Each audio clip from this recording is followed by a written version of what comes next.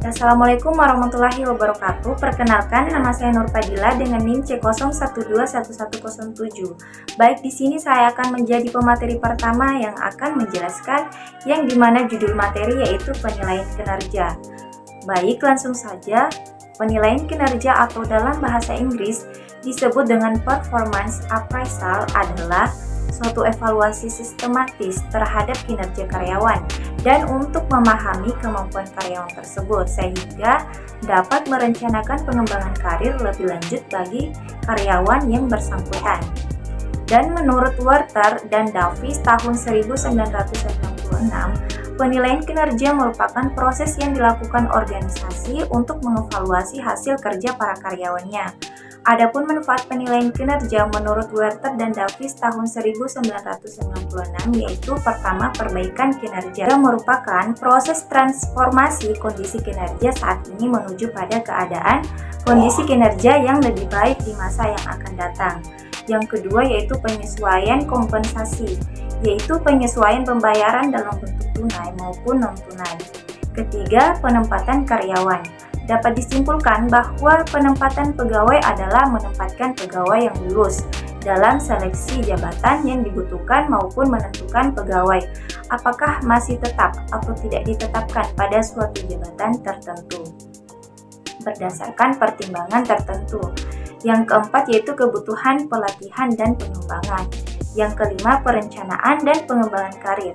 Perencanaan dan pengembangan karir merupakan suatu proses perencanaan yang memungkinkan para karyawan untuk mengidentifikasi sasaran-sasaran karir dan jalur-jalur yang menuju ke sasaran atau tujuan tersebut. Selanjutnya yaitu syarat penilaian kinerja. Suatu sistem penilaian kinerja harus mampu menggambarkan secara akurat kinerja yang tipikal dari seorang karyawan. Untuk itu, sistem penilaian kinerja harus pertama, job related.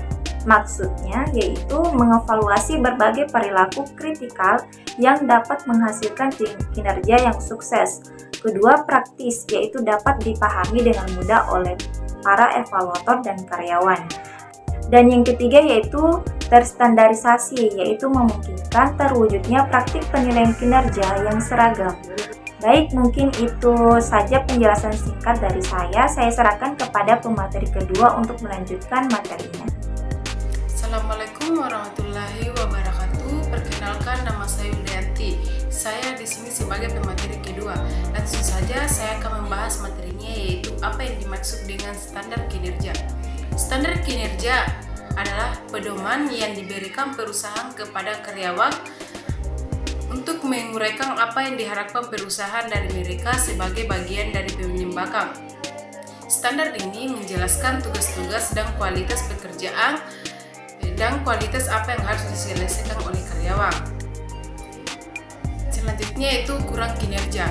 Ukuran kinerja adalah nilai atau peringkat yang digunakan untuk mengevaluasi kinerja. Ukuran kinerja harus digunakan, dapat diandalkan dan mampu melaporkan perilaku-perilaku kritikal yang menentukan kinerja. Jenis-jenis kinerja. Yang pertama itu profesionalisme, yang kedua kerja, yang ketiga komunikasi, yang keempat pemecahan masalah, dan yang kelima yaitu manajemen waktu.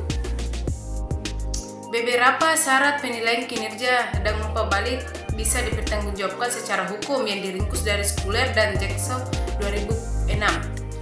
Yang pertama itu harus didasarkan pada analisis jabatan, harus standar dan formal. Yang kedua, standar harus dikomunikasikan kepada karyawan sebelum periode penilaian. Data yang digunakan harus objektif dan tidak terkontaminasi. Dan yang terakhir yaitu pengukuran harus pada dimensi kerja yang spesifik. Jika yang dinilai adalah perilaku, maka penilai harus punya cukup waktu untuk melakukan observasi. Perkenalkan, nama saya Rukmini selaku pemateri ketiga, dan di mana saya ini akan membahas tentang metode-metode penilaian kinerja, yang di mana metode ini terbagi menjadi 9. Yang pertama itu metode penilaian umpan balik 360 derajat yang meliputi masukan evaluasi dari banyak level dalam perusahaan sebagaimana pula dari sumber-sumber eksternal. dan pada dalam metode ini orang-orang di sekitar karyawan yang dinilai bisa memberikan nilai termasuk manajer senior, karyawan itu sendiri, atasan, bawahan, anggota tim, dan pelanggan internal dan eksternal. Selanjutnya metode yang kedua yaitu skala penilaian. Dalam metode ini menilai para karyawan berdasarkan faktor-faktor yang telah ditetapkan, yang dimana faktor ini terbagi menjadi dua, yaitu faktor yang berhubungan dengan jabatan dan karakteristik pribadi.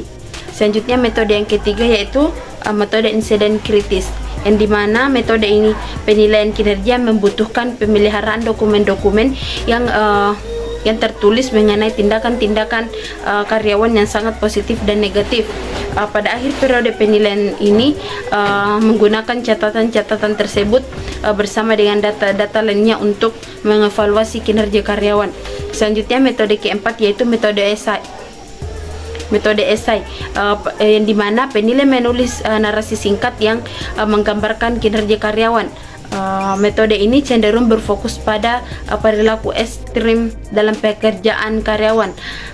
Selanjutnya metode kelima yaitu metode standar kerja, yang dimana membandingkan kinerja setiap karyawan dengan standar yang telah ditetapkan atau tingkat output yang diharapkan. Dan metode ini menentukan dua standar, yaitu studi waktu dan pengembalian sampel pekerjaan. Selanjutnya metode yang keenam yaitu metode peringkat, yang dimana penilai menempatkan seluruh karyawan dari sebuah kelompok dalam urutan kinerja keseluruhan.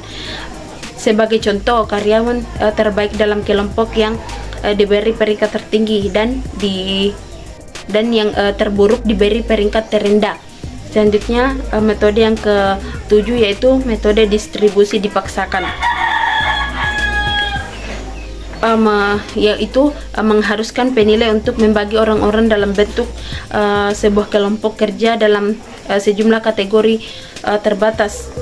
Selanjutnya yang kedelapan yaitu metode skala penilaian berjangkar keperilakuan, yang dimana menggabungkan unsur-unsur skala penilaian tradisional dengan metode insiden kritis.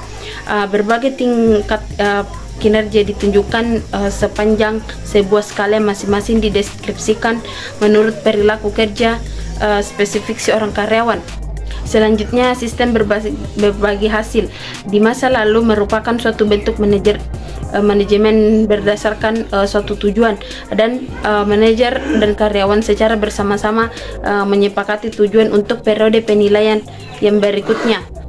Dan dalam sistem tersebut salah satu tujuannya misalnya adalah mengurangi limbah sebesar 10%. Pada akhir periode penilaian, sebuah evaluasi berfokus pada beberapa karyawan mencapai tujuan tersebut.